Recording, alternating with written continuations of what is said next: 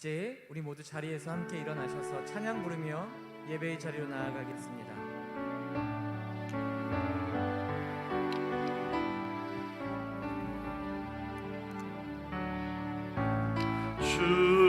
주님의 성령 지금 이곳에 임하소서.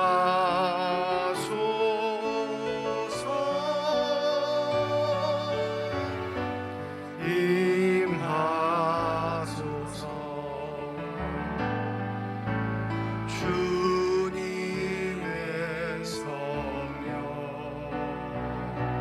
지금 이곳에 임하소서.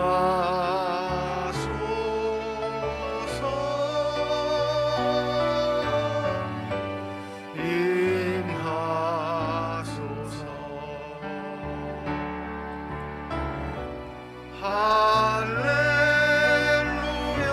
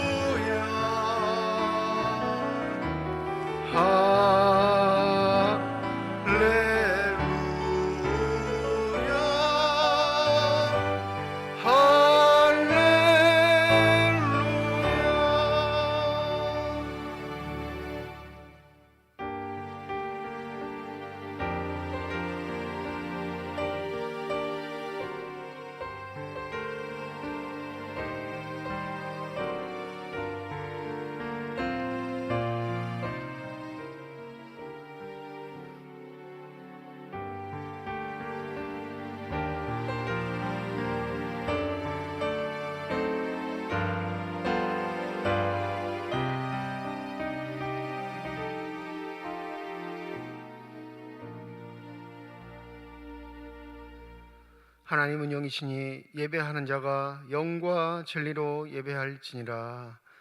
거룩하신 하나님, 사순절 세 번째 주일을 맞이하여 주의 전에 나와 예배드리는 주의 백성들의 예배를 기뻐받아 주시옵소서.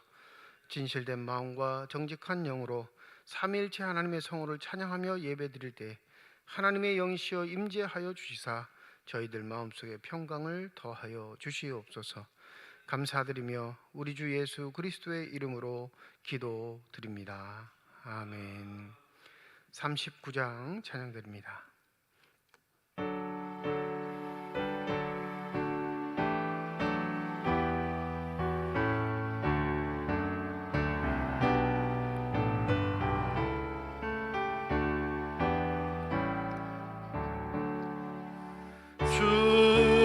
주례를 받으러 모인 성도들 주 크신 뜻 깨닫게 하옵소서.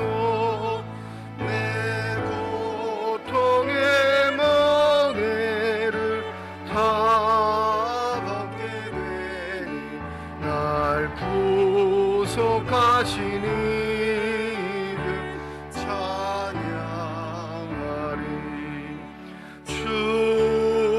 주리를 곁에서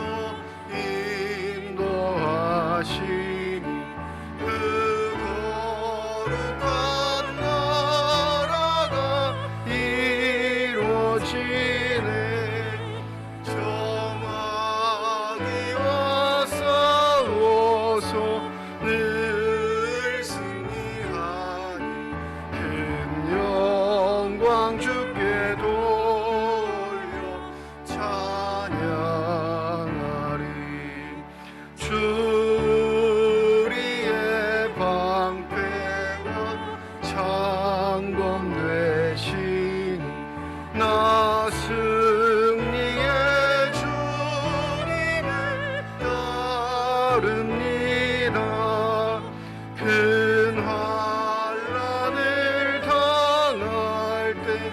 늘 도우시니 승전과 높이 불러 찬양하리.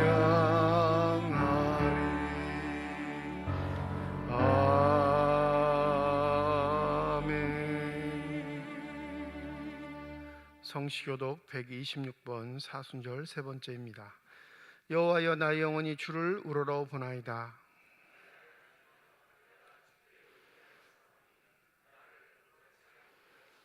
나의 원수들이 나를 이겨 개가를 부르지 못하게 하소서.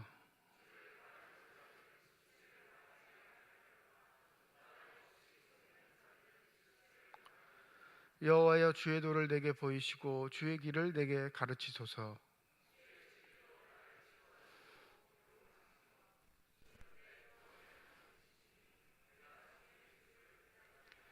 여호와여, 주의 국률하심과 인자하심이 영원부터 있었사오니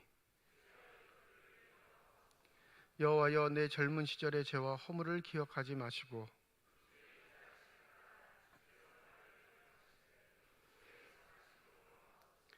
여호와는 선하시고 정직하시니 그러므로 그의 도로 죄인들을 교훈하시리로다.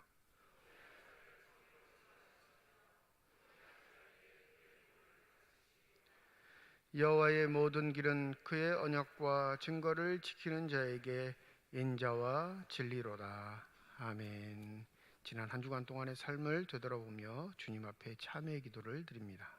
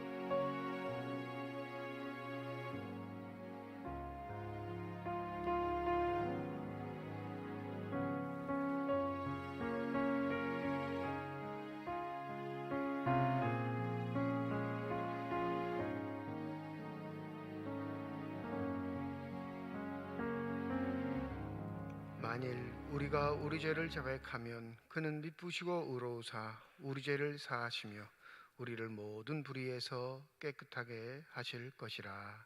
아멘. 나는 전능하신 아버지 하나님 천지의 창조주를 믿습니다.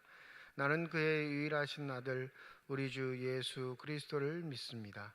그는 성령으로 잉태되어 동정녀 마리아에게서 나시고 본디오 빌라도에게 고난을 받아 십자가에 못 박혀 죽으시고 장사된 지 사흘 만에 죽은 자 가운데서 다시 살아나셨으며 하늘에 오르시어 전능하신 아버지 하나님 우편에 앉아 계시다가 거기로부터 살아있는 자와 죽은 자를 심판하러 오십니다. 나는 성령을 믿으며 거룩한 공교회와 성도의 교제와 죄를 용서받는 것과 몸의 부활과 영생을 믿습니다. 아멘. 자리에 앉으셔서 337장 찬양 드립니다.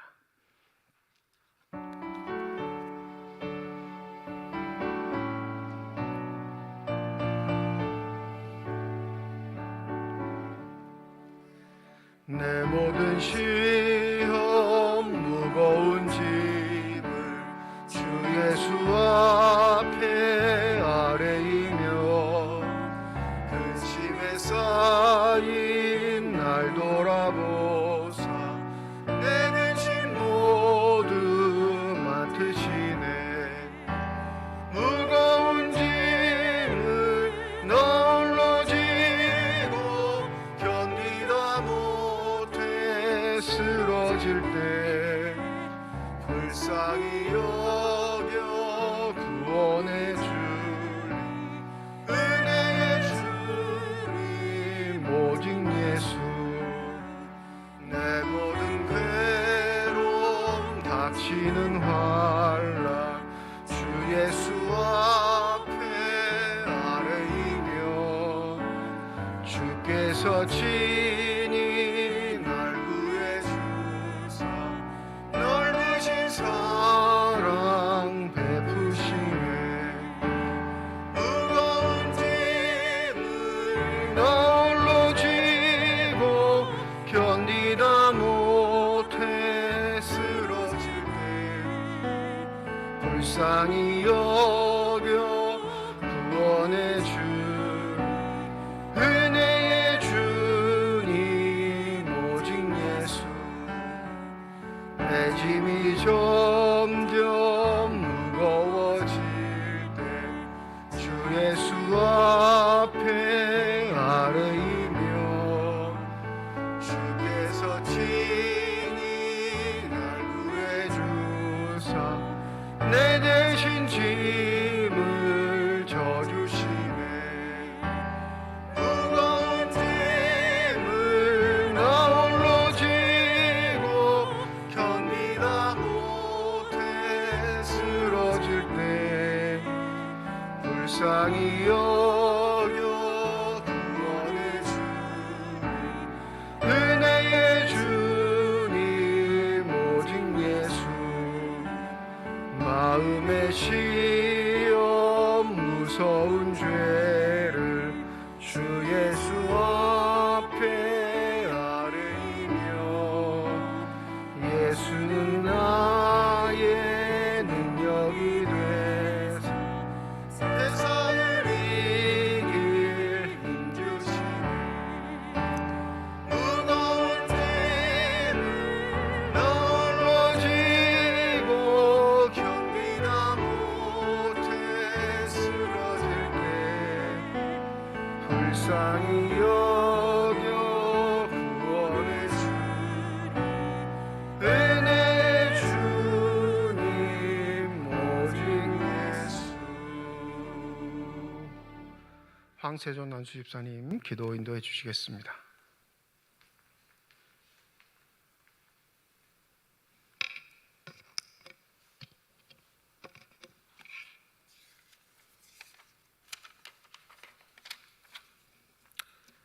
함께 기도드리겠습니다.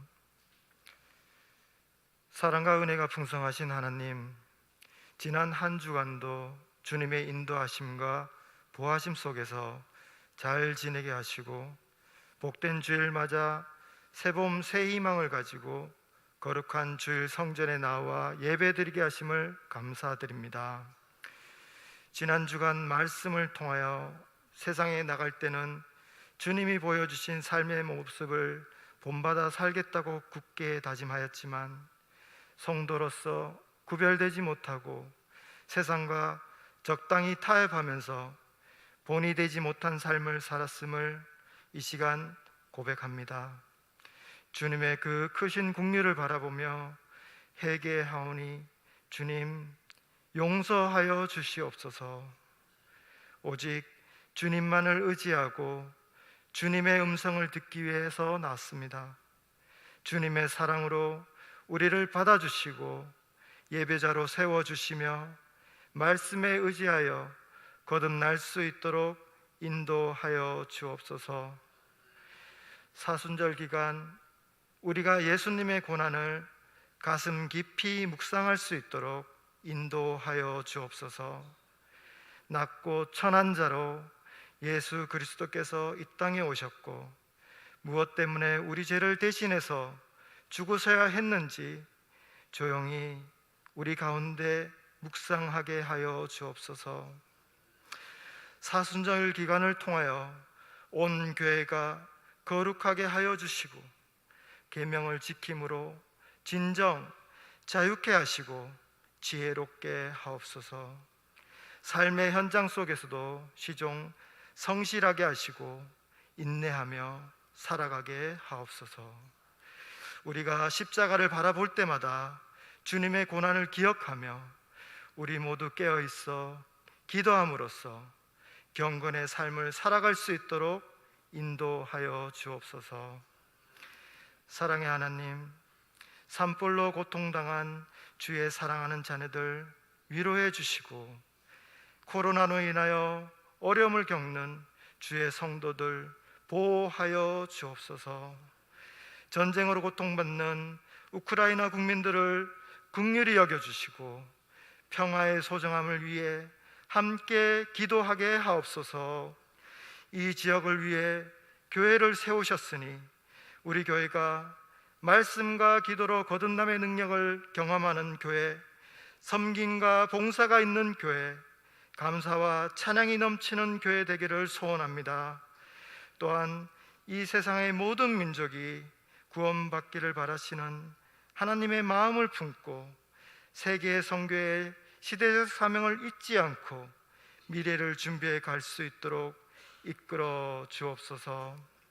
성령의 하나님, 성령 충만함과 영적인 강건함을 주옵소서.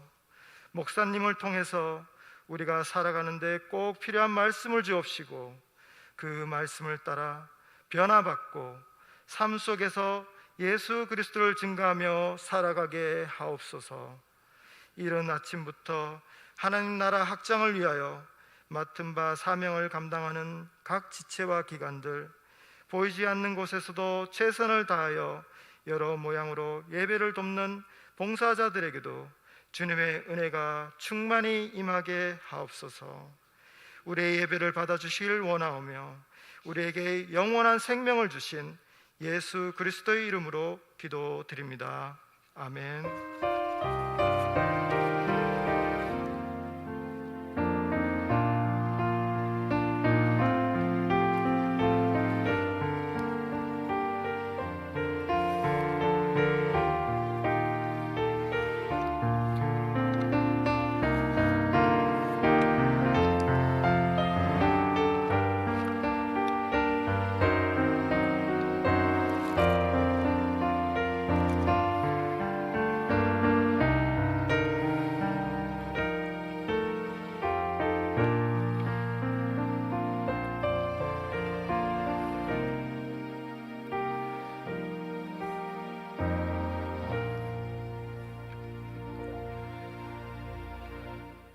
사순절 세 번째 주일 우리에게 주신 하나님의 말씀은 신약성경 누가복음 13장 1절에서 9절까지의 말씀입니다.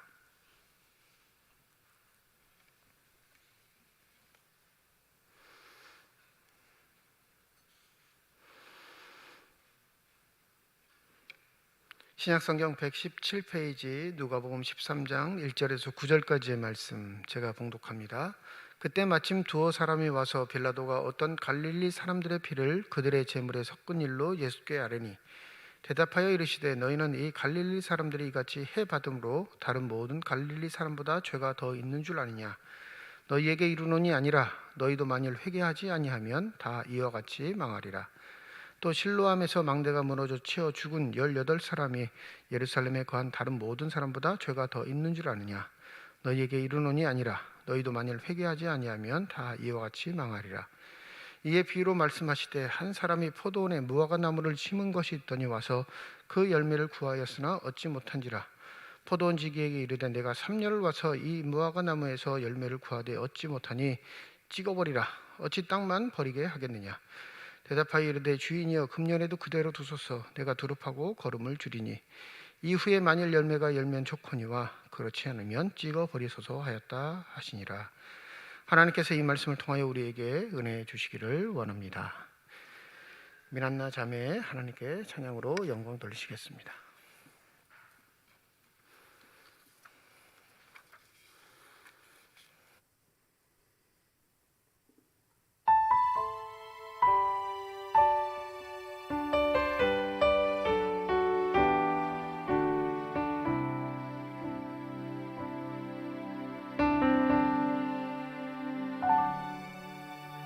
주님이 가신 길 골고다 십자가 나의 죄 위하여 홀로 가신 길 걸음걸음마다 흘리신 그 피가 나의 더러운 죄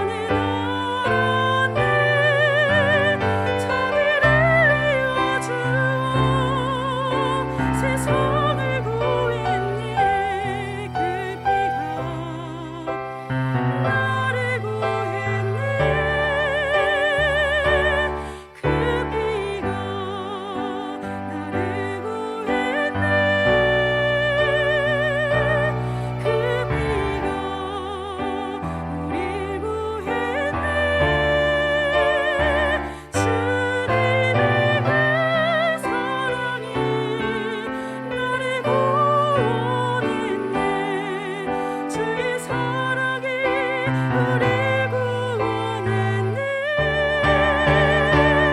나 이제 자유하네. 모든 죄 사해졌네.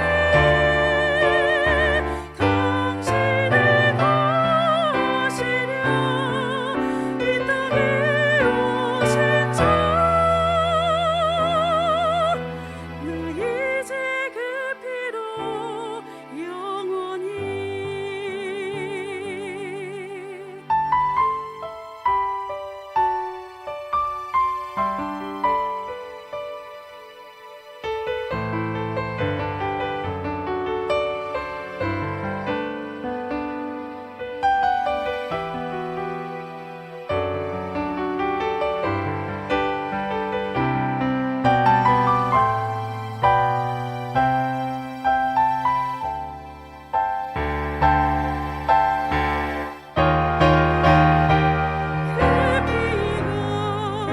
나를 구했네.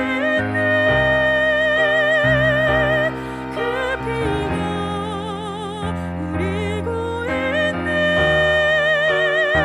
주님의 그 사랑이 나를 구원했네. 주의 사랑이 우리 구원했네. 나 이제 자유하네. 모든 죄 사해졌네. 당신의 것이냐 이 땅에 오신 자.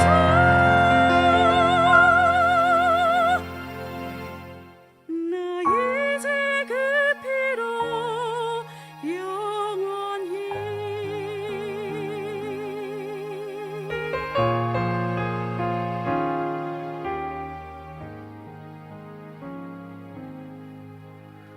아멘. 기도하겠습니다. 이 시간 우리들의 눈을 열어주시사 주 형상 바라보게 하여 주시옵시고 우리들의 귀를 열어주셔서 주 음성 듣게 하여 주시옵소서. 닫혀진 우리의 심령의 문이 성령의 은혜 가운데 활짝 열려지게 하여 주셔서 하나님 아버지 마음속에 품고 계시는 기쁨과 평안과 만족이 넘치는 복된 시간이 되게 하여 주시옵소서. 감사드리며 우리 주 예수 그리스도의 이름으로 기도드립니다. 아멘. 성도 한 분이 전화를 하셨습니다. 근데 목소리가 굉장히 노기가 있어요. 그러니까 화가 많이 나는 상태로 전화를 하신 거예요. 안타까움도 있고 답답함도 있고 화난 면도 있어서 전화를 아주 하셨다고. 근데 저한테 화가 나신 게 아니라 자기 자녀한테 화가 난 거예요. 자기 자녀한테. 왜 화가 나셨냐 여쭤보니까 결혼 날짜를 잡았는데 자기하고 부모하고 상의도 안 하고 결혼 날짜를 잡아가지고 온 거예요. 언제 결혼합니다. 그러니까 부모 입장에서는 굉장히 당혹스럽죠. 화를 누르시면서 물어본 거예요. 자처지죠.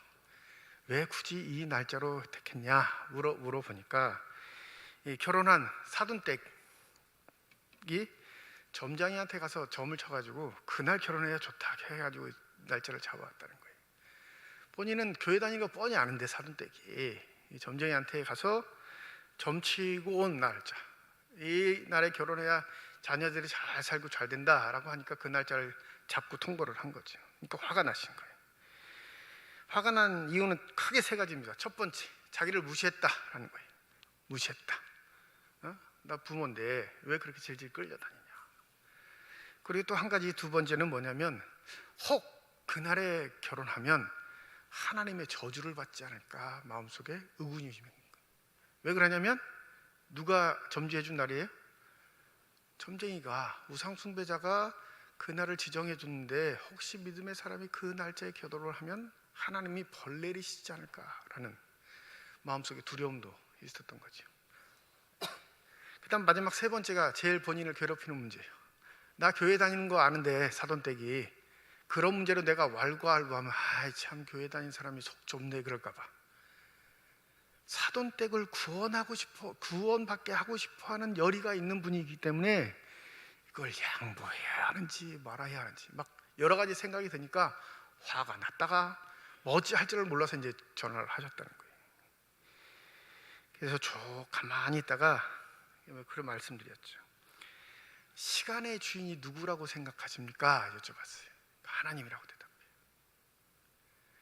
그럼 점쟁이가 그날을 잡은 것보다 하나님의 능력과 권세가 더 크시니까 그건 개의치 마시고, 만약에 순수한 마음, 진짜 마음속에 그 사돈댁을 향한 구원의 열망이 있으시면 그냥 양보하셔도 된다고.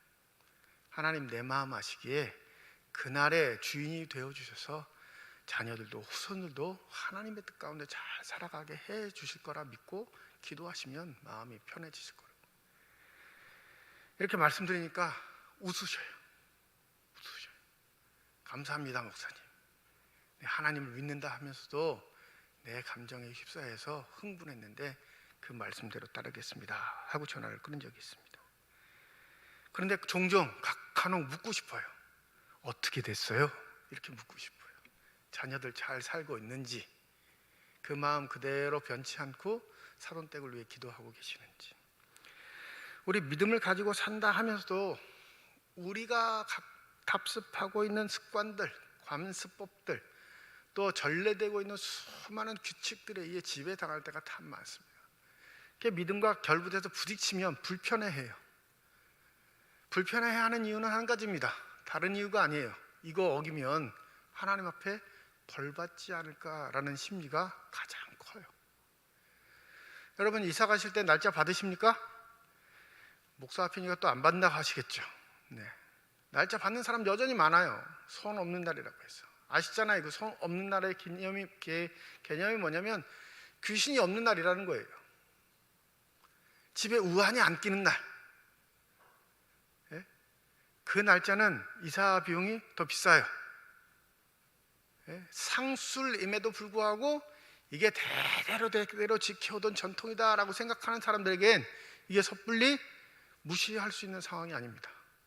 뭐와 연결되어 있냐면 잘 되는 것과 잘못되는 것과 연결되어 있는 것이 날짜의 개념과 맞물려 버리니까 사람들이 헤어나오지 못하는 거죠. 오늘 본문 말씀에 보면 성경을 기준으로 한 사고방식을 갖고 있는 자들에게 예수가 아주 혁명적인 이야기를 하십니다. 구약 성경의 전통을 갖고 사는 사람들에게 사람의 구분은 딱 두 가지일 뿐입니다. 어떤 기준을 갖냐면 의인과 악인.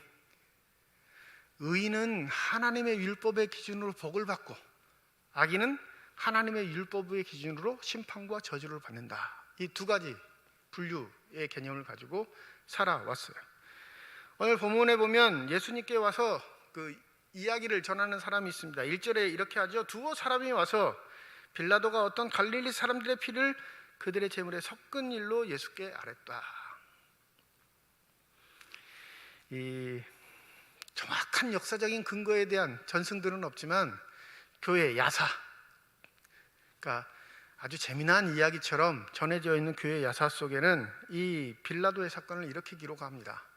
이 빌라도가 예루살렘을 기준으로 해서 유대인들의 모든 생활상들의 중심이 잡혀 있는 걸 알고 이 예루살렘의 물 공급 문제, 늘 언제나 물이 부족하니까 물 공급 문제를 해결하기 위해서 이 예루살렘에는 실로암이라는 곳이 물 저장 탱크와 같거든요.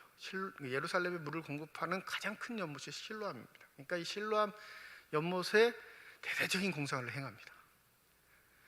그 수원을 더 크게 저장할 수 있도록 큰 확장 공사를 하는데 이 공사비가 문제잖아요. 이 빌라도가 생각해 보기에는 예루살렘에서 물을 제일 많이 쓰는 곳이 어딜까요?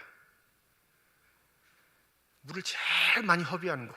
빌라도가 보기엔 그건 허비예요. 성전이에요. 성전. 왜 성전에서 물을 제일 많이 쓸까요?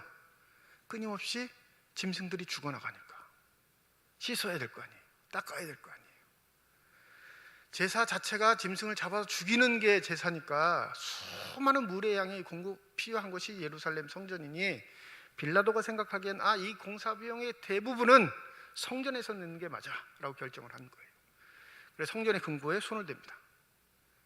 공사 비용을 대라고 강제적으로 성전의 금고를 열게 만든 거죠. 근데 이 성전의 금고에 손을 대었다, 그것도 이방인이 손을 뒤었다라는 문제 때문에 갈릴리 일부 좀 혁명을 하고 싶어하는 사람들이 이 빌라도에게 대항한 적이 있습니다. 빌라도가 가만히 두지 않죠. 그냥 죽여버립니다. 그리고 그의 그 죽음을 성전에 그냥 널브러지게 만들어 버린 거예요. 그러니까 경고한 거죠. 한 번만 더 까불면 다 이렇게 될 줄 알아. 조용히 하고 있어. 빌라도 이렇게 암묵적으로 표시를 한 겁니다. 근데 이게 유대인들에게는 큰 사건이 돼버린 거예요. 성전에 금고를 댄 더러운 이방인 뿐만 아니라 제사를 지내야 하는 거룩한 성전을 사람의 피로써 오염시킨 죄인, 이게 예루살렘 전체 도시, 유다 땅 전체 도시를 휩싸는 아주 큰 이슈가 돼버립니다. 그러니까 그걸 말하러 온 거예요. 또 한 가지 사건이 벌어지는데 오늘 본문 말씀에도 기록되어 있죠. 이 실로암 못을 확장하다가 이 망대가 무너져서 사람이 죽어나가게 됐어요. 그러니까 사람들 마음에 뭐가 있을까요? 하나님의 저주야. 저 실로암을 건드리지 않았으면 성전을 범하는 일도 없었을 거고 사람이 죽어나가는 일도 없었을 텐데, 저 실로암 못과를 고치다가 결국에는 공사꾼들이 죽어나간 걸 보면 이건 반드시 하나님이 저주하신 일이야. 그러니까 그 연대 의식들이 아주 이스라엘 사람들에게는 많이 퍼져 있었던 거죠. 그게 궁금한 거예요. 예수님은 어떻게 평가하시는지. 노골적으로 이렇게 물어보고 싶은데 그렇게 못 물어보는 거죠. 주님, 하나님의 심판으로 저주로 저희들이 죽은 게 맞지 않습니까? 이렇게 물어보고는 싶은데 그렇게 물어보지 못하고 말만 빙 돌려서 물어보는 겁니다. 예수께서 아셨죠? 그들의 속내를. 그래서 2절에 이렇게 대답하십니다. 이르시되 너희는 이 갈릴리 사람들이 이같이 해 받음으로 다른 모든 갈릴리 사람보다 죄가 더 있는 줄 아느냐. 이 망대에서 죽은 사람들에게도 똑같은 말씀을 적용하시고 두 사안에 대해서 아주 정확하게 일치된 말씀을 하시는데 이렇게 선포하시죠. 너희에게 이르노니 아니라 너희도 만일 회개하지 아니하면 다 이와 같이 망하리라. 이들의 사랑 구분, 삶의 결과의 구분은 의인과 죄인, 그것이 율법의 기준으로 되어 있는데 예수는 죄인과 의인의 구분을 갖지 않으시고 뭐라고 하시냐면 회개하는 자와 회개하지 않는 자로 구분을 하셔요. 여러분, 유대인들이 얼마나 죄에 철저했었냐면 이 죄라는 단어, 이 오늘 본문의 2절과 4절의 죄라는 단어를 보면 헬라어는 다른 단어를 써요. 우리는 한글로 그냥 한자도 딱 똑같은 죄라는 단어를 쓰지만 헬라어 용어에는 2절에는 우리가 잘 알고 있는 하마르티아라는 단어, 관역에서 벗어났다, 하나님의 율법의 관역에서 벗어나서 사는 것을 죄라고 말하는 그 하마르티아라는 단어를 쓰고 4절에는 오펠레타이라는 헬라어를 쓰는데 이게 뭐냐면 빚진 자예요. 빚진 자. 그러니까 죄의 구분을 아주 세밀하게 하는 민족이 유대인입니다. 왜요? 죄와 가까이 하면 뭐가 돼요? 죄인이 되고 심판받는 자가 되니까 그 죄의 경계를 확실히 둬야 죄인이 아닌 삶을 선택하게 될 수 있을 거라 생각하는 거죠. 그러니까 예수께서도 이 죄라고 말할 때 2절과 4절 이 죄라는 개념 자체를 다른 표현을 쓰시면서 얼마나 그들이 철저하게 죄에 대해서 인식하고 있는지를 알고 계셨지만 그들이 수천 년 동안 갖고 있는 의인과 악인에 대한 개념보다 주님이 오셔서 더욱더 강조하시는 건 뭐냐면 회개하는 자와 회개하지 않는 자의 개념이라는 걸 알려주고 계시는 거예요. 이게 왜 중요하냐? 여러분, 의인과 악인은 과거의 죄의 문제에 여전히 현실에 붙잡힌 자입니다. 무슨 말씀이냐면 이 악인으로 죄인으로 낙인 찍힌 자는 그 죄가 과거에 이루어졌던 행위에 대한 판결인 거예요. 해결되지 못해요. 그 죄가 언제든지 현실의 세계에 발목을 잡고 있고요. 이 발목이 잡힌 건 결국엔 미래의 시간도 저당 잡힌 겁니다. 그러니 이 죄에서 벗어나려고 발버둥 치면 칠수록 오히려 자신이 얼마나 흉악한 죄인임을 현실에서 여전히 드러나게 해버리는 요소가 있습니다. 의인도 마찬가지죠. 율법의 1.1획도 다 바꾸지 않고 흠없이 지키는 자만 의인이라 판명되게 될 텐데, 이 100가지 율법 가운데 99가지는 지키고 한 가지만 죄를 범하여도 뭐가 있어요? 그는 죄인으로 판명될 거예요.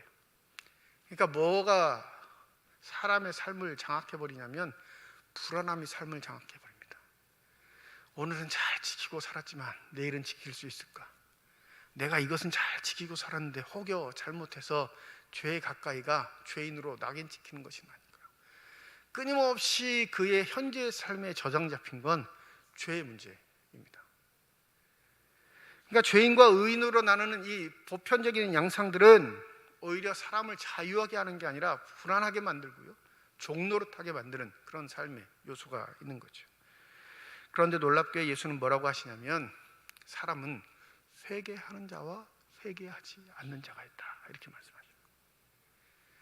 회개하는 자는 과거에 지었던 죄에서 현재 자유하게 되는 삶입니다. 믿으십니까? 과거의 죄에 얽매이지 않아요. 그가 진실로 마음을 다해 회개했다면 하나님이 그 회개에 은혜를 부어주시는데, 무슨 은혜를 부어주시냐면 용서의 은혜를 부어주십니다. 믿으십니까? 그래서 예수의 구분은 다른 거예요. 유대인들이 가지고 있는 구분은 변할 수 없는 구분이지만, 예수가 행하시는 구분은 미래에 대해서 활짝 열려있는, 가능성이 있는, 현재가 저장 잡히지도 않고 과거에 얽매이지도 않고 회개하기만 하면 그의 삶에 무궁무진한 가능성이 열려지는 은혜의 시간이라는 것이죠.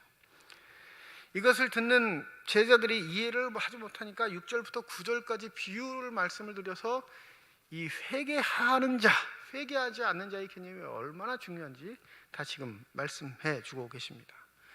오늘 6절에 보면 이 관찰력이 뛰어나신 분은 6절을 읽다가 의아스러운 것을 발견하셔야 되는데, 뭐가 좀 이상해 보이시나요?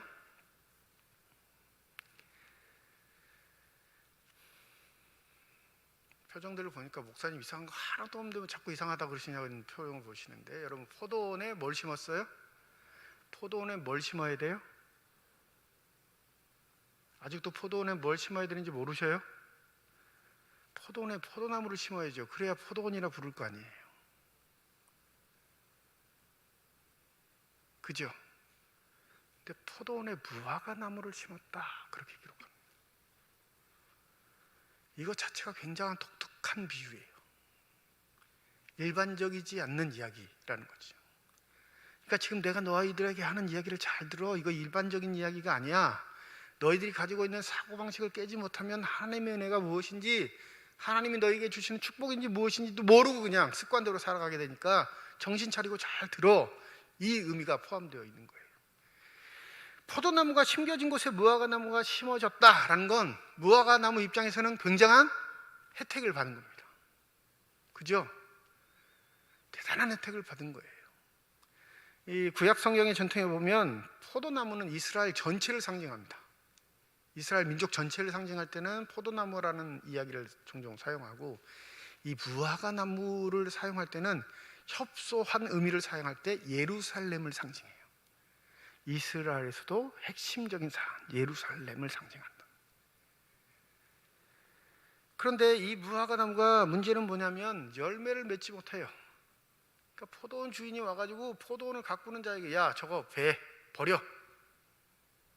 주인이 결정을 내렸어요. 저거 안 되겠다, 그냥 버리자 결정을 했는데, 오늘 본문에 보면 누가 그걸 말려요? 포도원에서 일하는 일꾼이 말립니다. 아닙니다. 나에게 1년의 시간을 좀 주십시오. 1년의 시간 동안 내가 열심히 더 땅을 넓게 파고 거름을 잘 주어서 무화과 나무가 열매를 맺게 하겠습니다. 그때 맺지 못하면 주인의 뜻대로 하십시오. 이게 비유의 내용이에요. 여러분, 여기 한 가지 우리가 좀 고려해 봐야 할 게 있는데, 이 레위기 말씀에 보면, 레위기 19장 23절의 말씀에 보면 주님께서 뭐라고 명령하셨냐면, 너희들이 새로운 땅에 들어가 어떠한 과목이 됐든지 심게 되면, 그러니까 어떠한 과실수라도 처음에 심게 되면 3년간은 그 아무 열매도 따지 말라, 그 기록했어요. 3년 동안 그냥 방치해요. 가꾸기만 하는 거예요. 왜 그러냐면 할례 받지 못한 나무다 이렇게 명명하십니다. 그러니까 거룩하지 못하다라는 거죠. 그러니까 3년 동안은 묵혀, 그리고 4년째 과실을 따게 되면 그 과실은 다 여호와께 바치라라고 기록되어 있습니다. 그럼 인간은 언제부터 먹을 수 있을까요? 그 나무를 심은 사람은 5년째부터 먹을 수 있는 거예요. 그 약속을 지키는 자에게 뭐라고 하시냐면 그 열매가 풍성하게 맺혀질 것이며 너희가 복을 받으리라. 인간의 탐욕 욕심을 경계한 것도 있지만 하나님의 원칙에 따라 새로운 땅에서 하나님의 백성으로 살아가는 삶의 비결들을 알려주신 거예요. 이 기준으로 보면 이 무화과 나무는 몇 년 된 거냐면 벌써 6년이 된 거예요. 6년 훨씬 넘어가는 거죠. 7, 8년 돼가는 거예요 지금. 사람이 열매를 딸 수 있을 때가 언제예요? 5년째부터란 말이에요. 근데 5년을 기점으로 해서 3년이면 5, 6, 7 이 나무가 7년 동안 아무짝에 쓸모없이 포도원을 방치하고 있는 거죠. 뭘 말할까요? 이 무화과 나무가 예루살렘이면 성전을 찾는 많은 이스라엘 백성들이 무의미하게 하나님을 섬기고 있다. 다른 말로 하면 하나님의 백성답게 살아가는 삶의 모양새가 보이지 않는다라고 한탄하고 계시는 거예요. 그러니 하나님 아버지가 뭐라고 하시냐면 그 아들 예수에게 야 됐다 쓸어버려. 예수는 뭐라고 하시죠? 한 해만 더 나에게 기회를 주십시오. 내가 이들을 열매 맺는 백성으로 만들도록 더 열심히 걸음을 주도록 하겠습니다. 이게 예수께서 말씀하시는 회개하는 자에 대한 비유입니다. 이스라엘 사람들이 갖고 있는 가치관으로서는 희망이 없는, 아무짝에 쓸모없는 뿐만 아니라 무화과 나무 존재가 포도나무의 영양분까지 빨아들여 포도나무의 과실도 위태하게 만들 수 있는 아주 악질적인 요소가 있음에도 불구하고 예수는 그들에게 한 번 더 기회를 달라 하나님께 간구하시는 거죠. 왜냐하면 결정론이 아닌 가능성이 있는 자들에게 하나님의 용서하심, 하나님의 은혜, 하나님의 자비로우심을 베풀어 주십사 다시 한번 얘기하고 계시는 겁니다. 여러분, 우리들의 삶의 시간의 주인은 하나님이십니다. 믿으십니까? 이 비유에 따르면 회개하는 자는 열매 맺는 삶을 살게 되어 있다는 것과 동일한 개념이에요. 그런데 내가 예수를 믿기 전이나 예수를 믿는 이후나 전혀 삶의 열매들이 바뀌지 않았다면, 삶의 처세나 태도들이 전혀 바뀌지 않고 그에 알맞는 열매도 맺고 있지 못하다면 나는 규정된 자로 살아가는 거지 하나님의 말씀에 비춰 늘 나를 되돌아보는 삶을 사는 사람은 아닌 겁니다. 여기서 8절 말씀해 보면 내가 두릅하고 거름을 줄이니 이렇게 말씀하신 건 하나님의 말씀을 통해 다시 한번 그들의 영혼을 비춰볼 수 있도록 그들에게 시간을 달라 요구하시는 예수 그리스도의 아름다운 마음입니다. 그래서 우리에게 말씀은 중요한 건 그 말씀을 통해 회개의 영을 부어주시는 하나님의 역사가 있기 때문에 그렇습니다. 이 말씀을 제쳐놓고 습관대로 사는 사람이 있어요. 말씀은 외면하고 자기의 소욕대로 사는 사람들이 있습니다. 말씀을 제쳐놓고 사람의 소리에 귀 기울이고 그것이 삶의 고귀한 가치라고 여기고 자신의 시간들을 낭비하는 사람들이 있다라는 사실이에요. 왜 이런 일이 벌어지는지 아세요? 나는 의인이라고 확정하고 있기 때문에 그래요. 나는 구원받은 자라고 확증하고 살아가는 교만함이 있기 때문에 그렇습니다. 우리 한국교회가 믿음을 지니게 되고 교인들에게 가장 많이 교육한 게 구원이에요. 구원. 어떻게 하면 구원을 받을 수 있느냐, 어떻게 하면 영생을 받을 수 있느냐. 70, 80년대 부흥에는 다 주제가 그거예요. 천국과 지옥. 그 대부분의 주제가 결말이 뭘로 맞냐면 구원받았으니 안심해 이거예요. 끝이에요. 끝. 구원받았으니 막말로 얘기하면 하고 싶은 거 다 해. 뭘 해도 하나님 다 용서해 주셔. 그러니 수십 년이 지난 지금 막무가내 교인들을 양산한 겁니다. 욕심 많은 기독교인, 양보하지 않는 기독교인, 처절하게 자기만 생각하는 기독교인. 그런 삶의 가장 큰 기준은 뭐냐면요, 난 구원받았어, 이제 다 된 거야 라는 교만한 태도들. 유대인들에게도 이 사상이 있는 거예요. 개념이. 나는 하나님의 백성이고 저들은 지옥 백성이야. 그러니 내가 하는 모든 일에는 하나님 다 오케이인 거예요.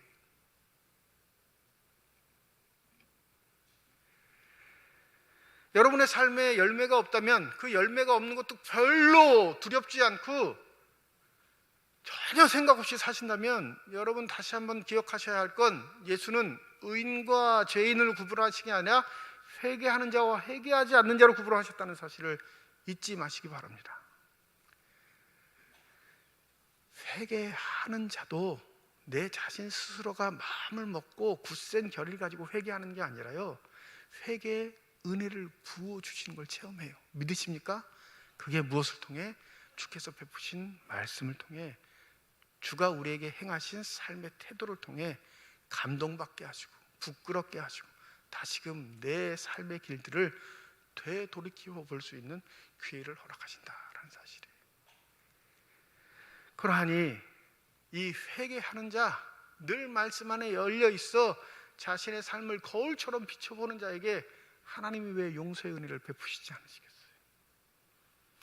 그러한 자에게 믿음의 진보가 있고 믿음의 발전이 있는 줄 믿습니다. 회개하라, 천국이 가까이 왔느니라 라는 게 예수 그리스도의 복음사에게 첫 번째 말이었습니다.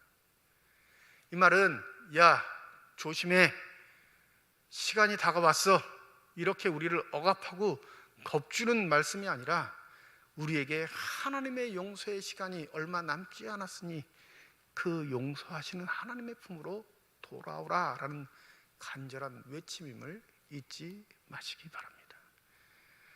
연약한 우리들, 완악한 우리들, 변하지 않는 우리들을 위해 여전히 주님은 일하고 계셔요. 여전히 일하고 계시다는 이유는 바로 아직까지 우리에게 하나님이 예비하신 심판이라는 게 다가오지 않았기 때문에 그렇습니다. 유예 기간이에요.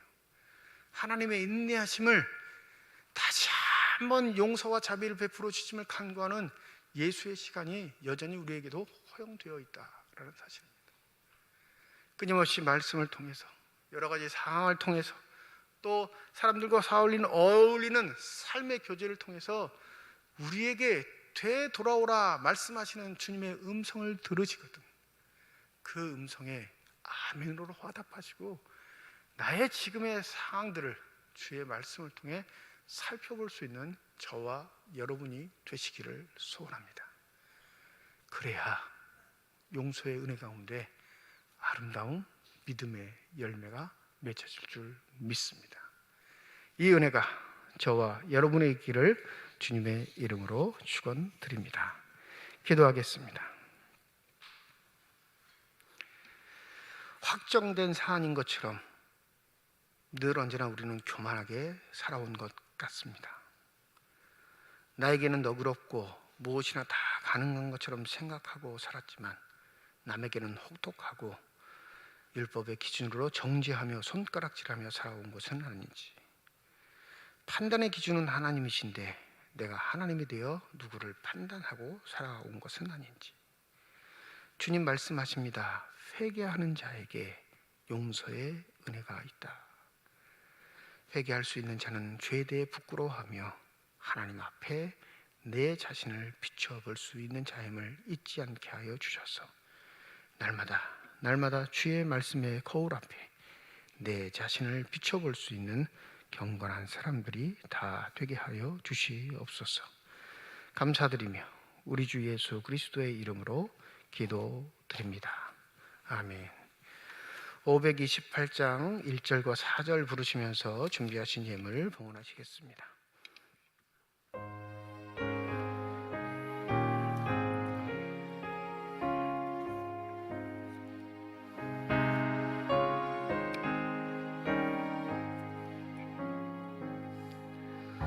예수가 우리를 부르는 소리, 음성 부드러워 문 앞에 나와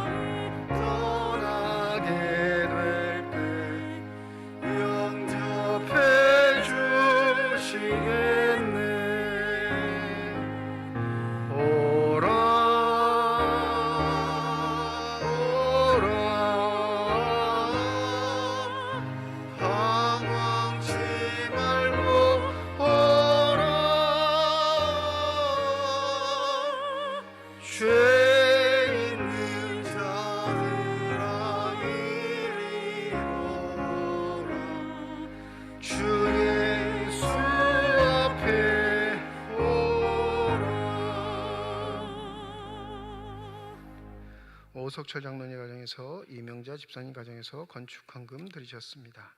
하나님의 은혜와 사랑을 진심으로 감사드립니다. 거룩한 주일 맞이하여 주의 전에 나올 수 있는 은혜 허락하여 주시옵시고 나올 때 빈손으로 나오지 아니하고 주 앞에 드릴 수 있는 예물 있게 하심을 감사드립니다.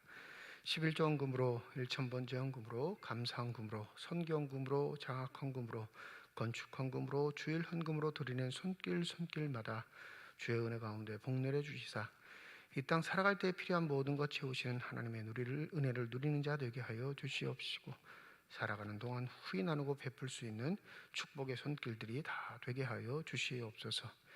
이 예물이 쓰인 곳 하나님의 사랑이 널리 증거되게 하여 주시옵시고 하나님의 이름으로 심겨지게 될 때 30배, 60배, 100배의 결실을 통하여 여전히 우리를 통해 일을 하고 계시는 하나님의 능력과 권세가 나타나는 거룩한 예물만이 되게 하여 주시옵소서. 예물을 드릴 때 기도의 제목을 담아 드리는 손길과 가정이 있음을 주께서 하십니다. 우리의 기도를 들으시는 주님, 우리의 기도에 응답하여 주시옵시고 우리의 삶의 자리에 찾아와 늘 우리의 믿음이 흔들리지 않도록 성령의 충만함을 더하여 주시옵소서.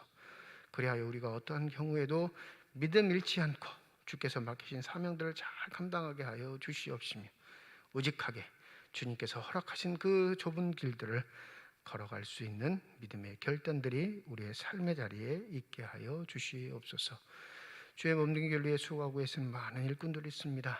보이는 곳에서 보이지 않는 곳에서 수고하고 헌신하는 저들의 수고를 주께서 기억하여 주시옵시고 먼저는 성령의 충만함을 더하여 주시사 겸손하게 하여 주시옵시고 한결같게 하여 주셔서 주님 오시는 그날까지 아름답게 섬기며 살아갈 수 있는 선한 손길들이 다 되게 하여 주시옵소서. 오늘 찬양으로 영광 돌린 미난나 자매 기억하여 주시옵시고 하나님께서 하나님의 영을 더 부어주시사 늘 주의 사랑을 베풀며 살아갈 수 있는 삶이 되게 하여 주실 뿐만 아니라 저희 달란트를 통해 하나님 영광 받으시고 하나님 기뻐하시는 복된 삶이 되게 하여 주시옵소서. 병상에 누워있는 많은 환우들이 있습니다. 한 분 한 분 기억하여 주시사 어루만져 주시옵시고 주님의 능력의 손길로 안수하여 주실 때 저들의 모든 병마가 깨끗이 치유되며 회복되는 놀라운 축복과 은혜가 있게 하여 주시옵소서. 국내 상황과 국제 상황이 모두 다 어렵고 힘든 상황에 있습니다. 전쟁의 공포도 끊이지 않으며 전염병의 위험도 여전히 우리의 삶의 현실임을 우리가 잘 알고 있어 하나님 앞에 간구하오니 주여 우리의 눈이 하나님을 향해 열려있게 하여 주셔서 하나님의 도우심을 간구하게 하여 주시고 우리를 통해 역사하시는 하나님의 능력을 체험할 수 있는 귀한 시간들이 다 되게 하여 주시옵소서. 모든 것 감사드리며 우리 주 예수 그리스도의 이름으로 기도드립니다. 아멘. 우리 함께 인사하겠습니다. 하나님의 축복이 여러분과 함께. 네, 감사합니다. 옆에 분과 손 흔들면서 인사하시죠. 하나님의 축복이 옆에 계신 분과 함께. 네, 감사합니다. 네. 다음 주일 사순절 네 번째 주일로 지킵니다. 1부, 2부 예배로 모이고요. 각 예배당 150명씩 참석 가능하십니다. 주중 예배는 새벽 기도회 수요 예배로 모이고 교회 학교 예배는 당분간 영상 예배로 드리게 됩니다. 오늘 2부 예배 위에 정기당회로 1층 사무실에서 모입니다. 센싱 아기 놀이터 아기 학교 신청 받고 있습니다. 3월까지 받으니까 해당하시는 분 또 관심 있으신 분들 꼭 3월 중에 신청해 주시고 선착순 20명입니다. 20명이니까 여러분 잘 기억하셨다가 신청해 주시고 궁금한 사항들이 있으시면 우리 김지혜 전사님께 문의하시면 되겠습니다. 이번 주 수요일 오전 9시 우리 교회에서 강원동 여전도회 연합회 정기총회가 있습니다. 우리 여전도회 회원들 다 알고 계실 테니까 우리 나오셔서 봉사해 주시고 또 우리 안수 집사님, 남자 집사님들 좀 시간 되시면 차량 안내, 차량 봉사를 위해서 좀 교회 오셔서 봉사해 주셨으면 좋겠습니다. 방역 수칙 지켜서 총회가 진행되니까 큰 어려움은 없을 것 같고요. 또 교회가 충분히 수용할 수 있는 인원들이 모이니까 여러분 큰 염려 안 하셔도 될 것 같습니다. 대신 잘 섬길 수 있도록 또 안전하게 진행될 수 있도록 여러분들이 함께 기도해 주시면 감사하겠습니다. 지난 주간에 남양 5구역 우리 고 박영희 권사님 하나님 부르심을 받았습니다. 그래서 18일 금요일 날 모든 장례를 마쳤습니다. 잘 아시겠지만 원래 건강이 좀 안 좋으셨다가 코로나가 확진되시는 상황이 있으셔서 별세하시게 되셨거든요. 그러니까 고향인 그 전라도에 가서 이제 안정을 하시게 돼서 가족들이 이번 주일은 다 교회를 못 나오셨습니다. 다음 주일 나오셔서 인사하시면 유족들 위로해 주시고 또 힘을 더해 주시기를 부탁을 드립니다. 우리 강석철 장로님, 김현옥 권사님 이번 주 금요일 캐나다로 출국합니다. 자녀 방문차 출국하는데 잘 다녀오실 수 있도록 여러분 함께 기도해 주시고, 감산군 우리 김영수 집사님 가정에서 감사한 마음으로 강단장식 준비해 주셨습니다. 우리 집사님 가정 자녀들의 앞길 위해 주의 축복이 함께 하시기를 주님의 이름으로 축원드립니다. 이제 다 함께 자리에 일어나셔서 결단 찬양 하나님께 드리겠습니다.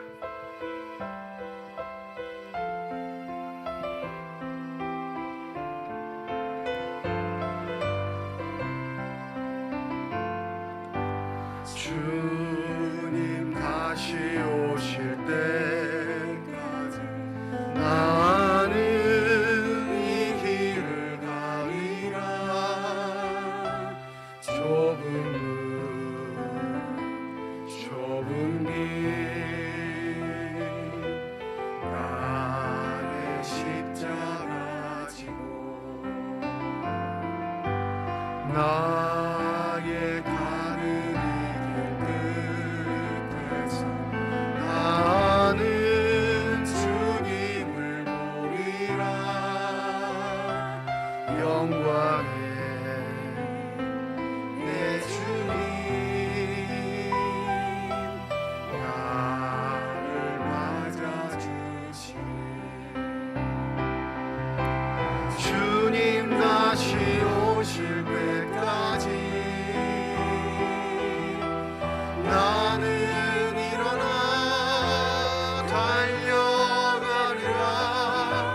주의 영광 온 땅 덮을 때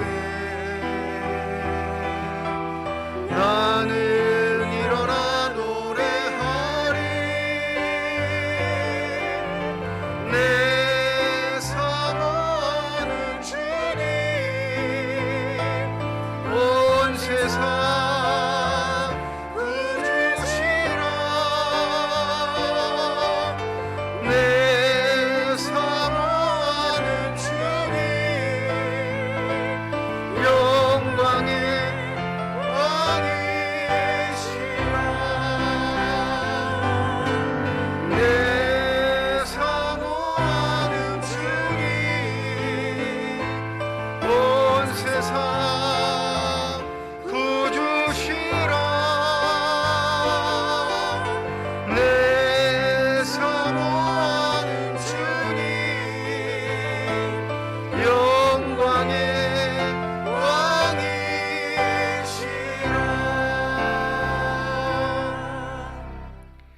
이제는 우리 주 예수 그리스도의 은혜와 하나님 아버지의 사랑과 성령의 교통하시고 내주하시고 역사하시고 충만하심이 주의 말씀을 마음에 새기고 삶의 자리로 돌아가 늘 회개하는 자들로서 아름답게 주의 앞에 자라기를 소원하는 주님의 거룩한 자녀들, 이들의 가정과 일터와 앞길 위에 이제로부터 영원토록 함께 하시기를 간절히 축원하옵나이다. 아멘.